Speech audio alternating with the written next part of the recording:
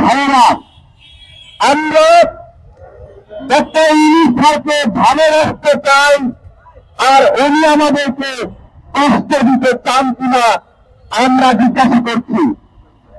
একটা পুরা দস্তুর পুলিশকে নারী হিসেবে উপস্থাপন করে মঞ্চ তুলে অদম্য প্রতিরোধ নারী হিসেবে স্বীকৃতি দিয়ে দিলেন আমাদের উপদেষ্টা ডক্টর ইউনূস স্যার। আমি জিজ্ঞেস করছি, আপনি তো আমাদেরকে কষ্ট দিতে চান, আপনাকে জবাব দিতে হবে। অদৃশ্য কারণে রাখাল বড় বড় অপরাধ করা সত্ত্বে তাকে এখান থেকে সরানো হচ্ছে না। যদি বলেন কি অপরাধ, একটা কথা বলুন, এখনো এই যে 9 মাস চলে এসেছে তথ্যভিত্তিক প্রদান সম্পন্ন করতে পারে নাই। এইটা কি অপরাধ নয়? এটা কি ব্যর্থতা নয়? রাখাল রাহাদের এই ব্যর্থতা কি সরকারের ব্যর্থতা নয়? এগুলো জবাব দিতে হবে ইউনূস স্যারকে। কথা হলো রাখাল রাহার অপরাধ কি? রাখাল রাহার প্রথম যে অপরাধ ছিল আল্লাহ রসুল এবং তাহাজ্জুদ নিয়ে নোংরা কথাবার্তা বলেছে। আমরা এই নোংরা কথাবার্তা স্ক্রিনশটগুলো আজকে খুঁজতে গেলাম, তারপরে খুঁজতে গিয়ে দেখলাম না, বেচারা আরো অনেক নোংরা কথা বলেছে। এই নোংরা কথাগুলো বলার কারো অভ্যাস আমাদের গুণগঙ্গা দিয়েছে, এ টাকা চুরি করেছে, এখন ইউরোপ আমেরিকা আসবে লাভের জন্য এসব ইসলাম বিদ্বেষী কথাবার্তা বলছে। আমার কথা, রাখাল রাহা যদি দেশ ধরে ইউরোপ সরকার কিন্তু আমরা ধরবো না, এবং রাখাল রাহা হবে এই সরকারের প্রথম পলাতক ব্যক্তি। 400 কোটি টাকা তুলিয়ে দিলে আসছে 26 রাখাল রাহার বিরুদ্ধে প্রেস দিয়েছে। যখন দেখছে তাদের মধ্যে ধর্মস্তরণ্য গাজী সালাউদ্দিন তানভীরের সাথে জড়িত, তখন আবার প্রেস উদ্ধার করে নিয়েছে। শুধু সে উদ্ধার করেনি, আরো অনেক প্রিয় তাদের তারা উদ্ধার করেছে সমন্বয়ক নামে। আমার কথা হলো, যখন সমন্বয়কের নাম আসলে তখন গল্প ঘুরাই দিল, গল্প কিভাবে ঘুরাই দিল, ঢাকা পোস্টের প্রেস গায়ে হয়ে গেল। বাংলাদেশের ইতিহাসে এই ধরনের নিয়োগ গায়ে খাওয়া আওয়ামী ফেসিবাদের লক্ষণ। আমার প্রশ্ন হলো, ডক্টর ইউনূস স্যার আওয়ামী ফেসিবাদের মতো হয়ে যাচ্ছেন, ওনার এখান থেকে নিয়োগগুলো গায়ে হয়ে যাচ্ছে। এর আগে আমরা দেখলাম সময় টিভির সাংবাদিকদেরকে ধমক দেওয়া, তাদেরকে চাকরিচ্যুত করা। প্রিয় ভাইয়েরা, নিজেদেরকে প্রশ্ন করেন সাংবাদিক ভাইয়েরা, আপনারা এই সমন্বয়কদের বিরুদ্ধে তাদেরকে নিয়োগ করতে পারছেন কিনা, নাকি নিয়োগ করতে পারছেন? অসংখ্য জায়গায় আপনারা সরাসরি লিখতে পারেন না যে সমন্বয়ক তদারকি করেছে, আপনাদেরকে ভাষায় লিখতে হয় সমন্বয়ক তদারকি করেছে। তার মানে সমন্বয়ক শব্দটা সরাসরি লিখতে আপনারা পারেন না। আপনারা সরাসরি লেখেন, দেখবেন বাংলাদেশের মানুষ এই সমন্বয়ক নামের ভুয়া আন্দোলনকারীদেরকে পেরের উপর রাখবে। কেন বললাম ভুয়া আন্দোলনকারী? এতে গাজী সালাউদ্দিন তানভীর 400 কোটি টাকা লুটপাটের তথ্য বের হলো। ও কোন জায়গায় কোন মেরে আন্দোলন করেছে, লম্বা লম্বা দাঁড়িয়েছে, দরবেশ শুনেছে, ওকে আরেক দরবেশ সালমানের রহমান এই সময় এসে লুটপাট করছে। ওরা বলে ওদের তাদের নাম নাকি প্রকাশ করা যাবে না। কেমন করে তাতার নাম করে প্রকাশ করবে না? তাতার নাম প্রকাশ করলে বসুন্ধরা গ্রুপের নাম বের হয়ে আসবে, তাতার নাম প্রকাশ করলে রূপায়ণ গ্রুপের নাম বের হয়ে আসবে, তাতার নাম প্রকাশ করলে টিভি ব্যাংকের নাম বের হয়ে আসবে, টিভি গ্রুপের নাম বের হয়ে আসবে, তাতার নাম প্রকাশ করলে মেঘনা গ্রুপের নাম বের হয়ে আসবে। অল্প সময়ের রাজনীতি শুরু করেছে, এর মধ্যে সব গ্রুপ কোম্পানিকে হাতে নিয়ে নিয়েছে এবং এই সকল গ্রুপ কোম্পানি আগে বেড়েছে আজীবন ক্ষমতায় থাকতে চাই। আজকে সেক্ষেত্রে অনুপস্থিত এরা সিদ্ধান্ত নিয়েছে গণতান্ত্রিক প্রক্রিয়ায় দেশ ফেরার পরিবর্তে সমন্বয়কের হাতে থাকলে ওদেরকে কিছু খেয়ে লুটপাট করতে পারবে। আমাদের স্পষ্ট হিসাব, রাখাল রাহা যে অপরাধগুলো করেছে তার মধ্যে অন্যতম একটা অপরাধ আদিবাসী বিষয়ে অপরাধ করেছে। বাংলাদেশের সংবিধানের নিয়মে আদিবাসী শব্দকে নিষেধাজ্ঞা রয়েছে, সেখানে বলা হয়েছে এটা উত্তয়ন করা যাবে না, লিখা যাবে না। রাখাল রাহা সংবিধান লঙ্ঘন করেছে। এই আদিবাসী শব্দটি তাহলে ভাইয়েরা আপনারা হাত করবেন না।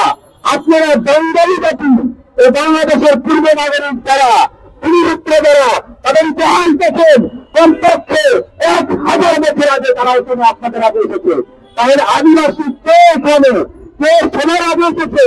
এই এই আলাপ অবশ্যই অসত্যকর আলাপ। আমরা কাউকে আদিবাসী বলতে চাই না, কাউকে অসম্মান করতে চাই না, কাউকে ক্ষুদ্র নির্দেশটি বলা আমি সমিতির মনে করি না। কেন করি না? সেটাকে ছেড়ে বলা যায় না বলে আমার মতামত। আমার কথা, সবাইকে বাংলাদেশি নাগরিক হিসেবে পরিচিত হতে হবে, সবাইকে সেনাবাহিনীকে সম্মান করতে হবে। বাংলাদেশের প্রত্যেকটি অঞ্চলের এলাকায় সেনাবাহিনীকে সম্মান করা হয়, সেনাবাহিনীকে ভালোবাসে। আমার প্রশ্ন হলো, সেনাবাহিনী ভাইরা পাহাড়ে পিএমের অপরাধ লুটপাট করলে তাদেরকে পাহাড়ের ভাইরা পছন্দ করবে না। অপছন্দের কারণ কি?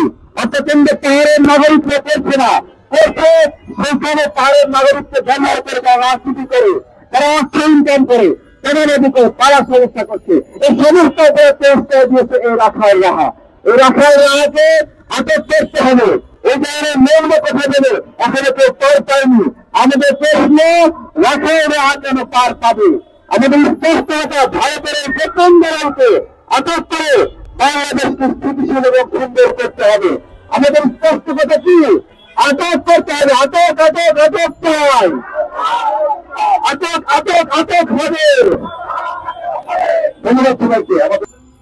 যেখানে একজন মুসলিম সাজ্জাদ, যদি তার একটা নাম নেন রাখাল রাহা, এবং তারপরে কিছুদিন পরে উনি মুসলমানদের নামে বা মুসলমান ধর্মের নামে বা মুসলমান নবী রাসূলদের নামে কোনরকম কটূক্তি করেন, তার উদ্দেশ্য কি এমন হতে পারে যে এটা শুনে যেন সংখ্যাগুরু মুসলিমরা বাংলাদেশের প্রতীক এবং হিন্দুদের শক্তি করে তা তৈরি করে যাচ্ছে?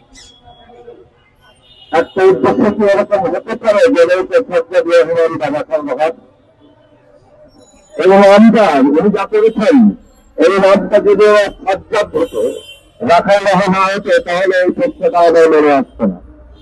উনি যেহেতু রাখাল রাহা নামটা নিয়েছেন এবং তারপরে এই কাজটা করছেন, উনি হয়তো চিন্তা করছেন যে আমি এটা করলে সংখ্যালঘু মুসলিমরা হিন্দুদের উপরে ঝাঁপিয়ে পড়বে এবং এখানে একটা সাম্প্রদায়িক দাঙ্গা শুরু হবে, যেটা খুশি হবে ভারত, যেটা খুশি হবে র।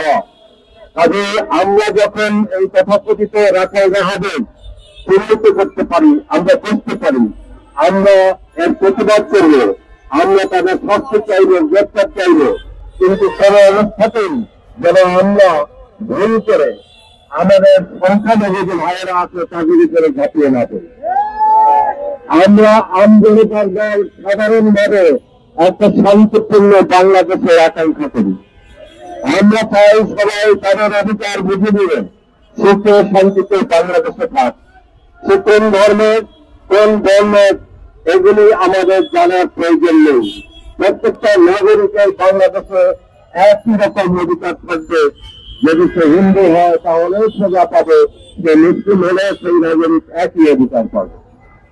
এই জন্য আমরা শান্তিপূর্ণ একটা বাংলাদেশ চাই, এবং সেই শান্তিতে যারা এই রাখাল রাহা বর্ণকে বিঘ্ন ঘটায়, যারা রাস্তার শান্তির বিঘ্ন ঘটাচ্ছে মদ, আজকের শান্তির বিঘ্ন ঘটাচ্ছে নবজাত তথাকথিত এক ধরনের নতুন লোক, যারা এই আন্দোলনের তাদেরকে একটা নাম দিয়েছে এবং তারা দিয়ে একজনের বাড়ি দখল করে, এক জায়গায় টাকা খুঁজতে যায়, এক জায়গায় আসামি করতে যায়। এই দেশে পুলিশ আছে, সেনাবাহিনী আছে, সেখানে আমাদের কারো একটা গ্রুপ করে আমরা যদি টাকা খুঁজতে যাই বা আওয়ামী লীগের পালাটা আসামি করতে যাই, সেটা আইনসম্মত হয় না। তবে আমরা চাইলে রাস্তাটাকে শান্তিতে রাখতে হলে এবং সমৃদ্ধির মধ্যে রাখতে হলে আমাদের সরকারকে তা একটা কাজ করতে হবে। সেটা হলো যেতে তিনি একজন হন অথবা একসাথে 10 জন হন, অর্থাৎ তিনি একজন ব্যক্তি হন অথবা একটা ম্যান হন অথবা একটা গোষ্ঠী হন, তারা যেতেই আইন নিজের হাতে তুলে নেবেন, সেখানেই তাকে তৎক্ষণাৎ তার বিরুদ্ধে ব্যবস্থা নিতে হবে।